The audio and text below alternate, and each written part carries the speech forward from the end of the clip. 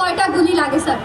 সেই শহীদ ইমাম হাসান টাইমের ভাই আমাদের সাথে রয়েছেন, আমরা তার মুখ থেকে শুনবো জুলাইয়ের বিচারের জন্য তিনি ইন্টারিম গভর্নমেন্টকে ঠিক কতদিন সময় দিতে চান।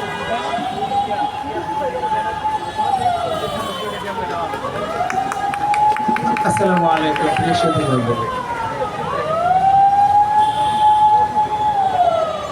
আসলে সবসময় যে একটা কথা বরাবর বলি, কি যাতনা বিষে বুঝিবে সে কিসে, কভু আসিবে সে ধ্বংসে নিজারে। আমাদের শহীদ পরিবারের যে দুঃখ দুর্দশা, আমাদের কষ্টটা অন্যরা বাহির থেকে রিয়ালাইজ করতে পারবে না, তারা বুঝতে পারবে না। খালি সিম্পিতির বাণী আর আশার আলো দেখাবে, এছাড়া আর কিছুই না। কারণ হলো এই হত্যাকাণ্ডগুলোর জন্য, বিচারের জন্য আমরা কোন না দরজায় ভিক্ষার ঝুলে নিয়ে গিয়েছি। এমন কোনো দরজা নাই যে আমরা যাইনি যে হত্যার বিচারের জন্য। সিরিয়ায় তো দেখেছেন ৩৫ দিনে বিচার কার্য সম্পূর্ণ হয়েছিল, আর ৯ মাস পাড়িয়ে গেল বাংলার জমিনে বিচারের। কি দেখেছেন আপনারা?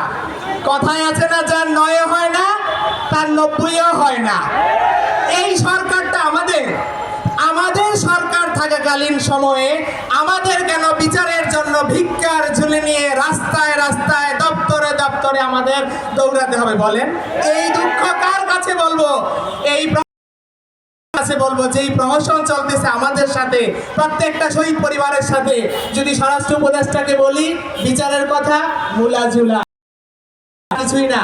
স্বরাষ্ট্র সহকারী উপদেষ্টা যিনি আছেন খোদাবক্স চৌধুরী সাহেব, সবচেয়ে বড় ব্রেন ওয়াশ করতে পারে।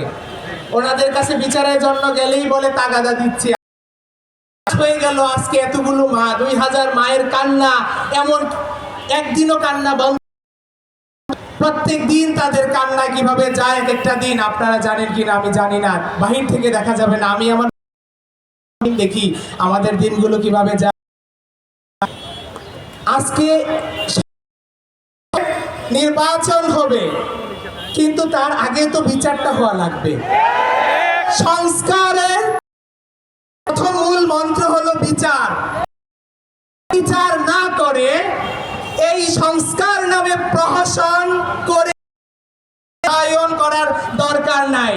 আমি বলবো ক্ষমতা ছেড়ে চলে যান, না হলে যেমন ভাবে বাংলার জনগণ আপনাদেরকেও তাড়াবে। বিচারের দিকে মনোযোগ দেন।